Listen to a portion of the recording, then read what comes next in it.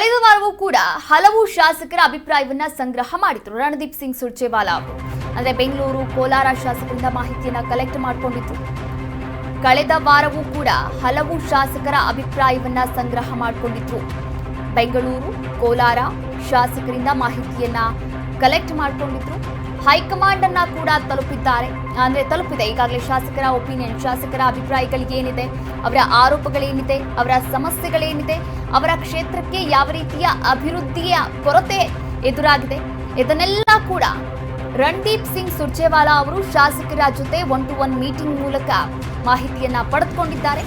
ಇವತ್ತು ಎರಡನೇ ಹಂತದ ಮುಖಾಮುಖಿಯ ಸಭೆ ಕೂಡ ನಡೆಯಲಿದೆ. ಈ ಒಂದು ಎರಡನೇ ಹಂತದ ಮುಖಾಮುಖಿಯ ಸಭೆಯಲ್ಲಿ ಬೆಳಗಾವಿಯ 24 ಅಂದ್ರೆ ಬೆಳಗಾವಿ ಭಾಗದ 24 ಜನ ಶಾಸಕರು ಕೂಡ ಭಾಗಿಯಾಗಲಿದ್ದಾರೆ. ಅವರ ಒಂದು ಕ್ಷೇತ್ರದ ಸಮಸ್ಯೆಗಳು ಏನಿದೆ, ಅದು ಸಾಮಾಜಿಕವಾಗಿ ಇರಬಹುದು, ಆರ್ಥಿಕವಾಗಿ ಇರಬಹುದು, ಅಥವಾ ಶೈಕ್ಷಣಿಕವಾಗಿ ಇರಬಹುದು, ಅಥವಾ ಅಭಿವೃದ್ಧಿ ಪರ ಇರಬಹುದು, ಒಟ್ಟಾರೆಯಾಗಿ ಅವರ ಕ್ಷೇತ್ರದ ಪ್ರಾಬ್ಲಮ್ಸ್ ಏನಿದೆ, ಸಮಸ್ಯೆಗಳು ಏನಿದೆ, ಆ ಸಮಸ್ಯೆಗಳ ಕುರಿತಂತೆ ಎರಡನೇ ಹಂತದ ಮುಖಾಮುಖಿ ಸಭೆ ಇವತ್ತು ನಡೆಯಲಿದೆ.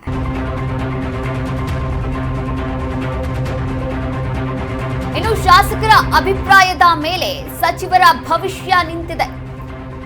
ಎಂಎಲ್ಎಗಳ ಕೈಯಲ್ಲಿದೆ ಮಂತ್ರಿಗಳ ಭವಿಷ್ಯ ಅಂತಾನೆ ಹೇಳಬಹುದು. ಈಗಾಗಲೇ ಹಲವು ಸಚಿವರ ವಿರುದ್ಧ ಶಾಸಕರು ದೂರನ್ನ ಕೂಡ ನೀಡಿದ್ದಾರೆ. ಕೈಗೆ ಸಚಿವರು ಸಿಗ್ತಾ ಇಲ್ಲ, ಸ್ಪಂದನೆಯನ್ನ ನೀಡ್ತಾ ಇಲ್ಲ, ಮಂತ್ರಿಗಳ ವಿರುದ್ಧ ಶಾಸಕರು ಒಂದು ಅಸಮಾಧಾನವನ್ನು ವ್ಯಕ್ತಪಡಿಸ್ತಾ ಇದ್ದಾರೆ. ಅಭಿಪ್ರಾಯವನ್ನ ಸಂಗ್ರಹ ಮಾಡಿ ಸಂಪುಟಕ್ಕೆ ಸರ್ಜರಿ ನೀಡುವಂತಹ ಸಾಧ್ಯತೆ ಕೂಡ ಹೆಚ್ಚಾಗಿ ಕಾಣಿಸ್ತಾ ಇದೆ. ಕೆಲಸ ಮಾಡದೇ ಇರುವಂತಹ ಮಂತ್ರಿಗಳಿಗೆ ಗೇಟ್ ಪಾಸ್ ಸಿಗುತ್ತಾ? ಹಾಗಾದ್ರೆ ಇಂದು ಅಭಿಪ್ರಾಯವನ್ನ ಸಂಗ್ರಹ ಮಾಡಲಿದ್ದಾರೆ ರಣದೀಪ್ ಸಿಂಗ್ ಸುರ್ಜೇವಾಲಾ ಅವರು. ಶಾಸಕರ ಅಭಿಪ್ರಾಯದ ಮೇಲೆ ಸಚಿವರ ಅಂದ್ರೆ ಮಂತ್ರಿಗಳ ಭವಿಷ್ಯ ನಿಂತಿದೆ. ಕಾಂಗ್ರೆಸ್ನ ಎಂಎಲ್ಎಗಳ ಕೈಯಲ್ಲಿ ಮಂತ್ರಿಗಳ ಭವಿಷ್ಯ ಇರುವಂತದ್ದು. ಈಗಾಗಲೇ ಹಲವು ಸಚಿವರ ವಿರುದ್ಧ ಶಾಸಕರು ದೂರನ್ನ ಕೂಡ ನೀಡಿದ್ದಾರೆ.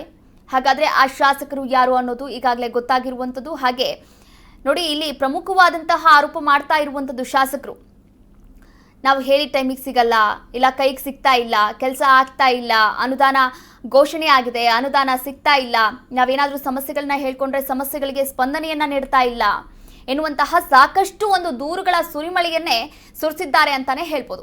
ಆದ್ರೆ ಮಂತ್ರಿಗಳ ಪರವಾಗಿ ಇಲ್ಲಿ ಯಾರು ಕೂಡ ಮಾತನಾಡ್ತಾ ಇಲ್ಲ. ಇಲ್ಲಿ ಗಮನಿಸಬೇಕಾದಂತಹ ವಿಚಾರ ಅಂತಾನೆ ಹೇಳ್ಬೋದು. ಅಂದ್ರೆ ಶಾಸಕರು ನೋಡಿ, ನಮ್ಮ ಕ್ಷೇತ್ರದ ಅಭಿವೃದ್ಧಿಗೆ ಅಂದ್ರೆ ನಾವು ಜನಕ್ಕೆ ಭರವಸೆಯನ್ನ ಕೊಟ್ಟು ಬಂದಿದ್ದೀವಿ, ನಮ್ಮ ಕ್ಷೇತ್ರದ ಶಾಸಕರಾಗಿ ನಾವು ಆಯ್ಕೆಯಾಗಿದ್ದೀವಿ, ಆದ್ರೆ ಜನಗಳಿಗೆ ನಾವು ಉತ್ತರ ಕೊಡೋಕೆ ಆಗ್ತಾ ಇಲ್ಲ, ಇವತ್ತಾಗುತ್ತೆ ನಾಳೆ ಆಗುತ್ತೆ, ಬರೀ ಇದನ್ನೇ ಹೇಳ್ತಾ ಇದ್ದಾರೆ ಎನ್ನುವಂತಹ ದೂರುಗಳು ಒಂದು ಸುರಿಮಳೆ ರೂಪದಲ್ಲಿ ಸುರಿತಾ ಇರುವಂಥದ್ದು. ರಣದೀಪ್ ಸಿಂಗ್ ಸುರ್ಜೇವಾಲಾ ಅವರ ಜೊತೆ ಹೇಳ್ತಾ ಇರುವಂಥದ್ದು ಅಂದ್ರೆ ಅವರ ಸಮಸ್ಯೆಗಳು. ಹೀಗಾಗಿ ಶಾಸಕರಿಗೆ ಸ್ಪಂದನೆ ನೀಡದಂತಹ ಮಂತ್ರಿಗಳಿಗೆ ಗೇಟ್ ಪಾಸ್ ಸಿಗುತ್ತಾ ಎನ್ನುವಂತಹ ಒಂದು ಪ್ರಶ್ನೆ ಎದುರಾಗಿರುವಂಥದ್ದು. ಈಗಾಗಲೇ ಸಂಪುಟ ಸರ್ಜರಿ ಮಾಡಬೇಕು ಅನ್ನುವಂತಹ ಒಂದಷ್ಟು ಮಾತುಗಳು ಕೂಡ ಕೇಳಿಬರ್ತಾ ಇರುವಂಥದ್ದು, ಒಂದಷ್ಟು ನಿರ್ಧಾರಗಳನ್ನ ಕೂಡ ತೆಗೆದುಕೊಂಡಿರುವಂಥದ್ದು.